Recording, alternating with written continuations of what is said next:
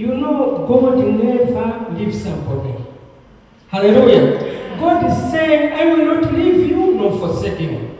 No matter what you are going through, but as long as God is with you, He will not leave you or not forsake you. Hallelujah. You can find it in Deuteronomy 31 verse 6 or Joshua 1 verse 4. He says, I will not leave you. It's a command. It's a promise. God will never leave a person unless a person leaves God.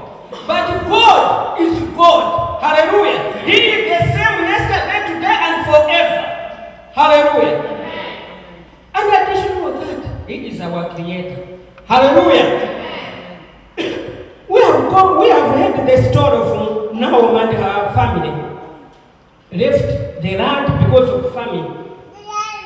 And he go and went to stay more. Hallelujah. But the situation was very bad. Hallelujah. The situation was very bad because her husband died. Her sons died. All of them, he left alone. Hallelujah. She left alone with her daughter-in-law. But God is God. Hallelujah. But God is God. The things we read to this book, that even situation, even bad situation, God is with us. Hallelujah. God is, if we put our trust in God, we can change the situation. If we put our trust in God, we can have a testimony. Hallelujah. We can have a testimony.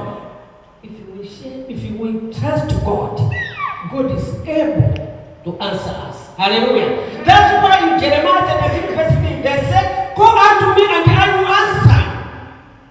Hallelujah. Call unto me and I will answer you.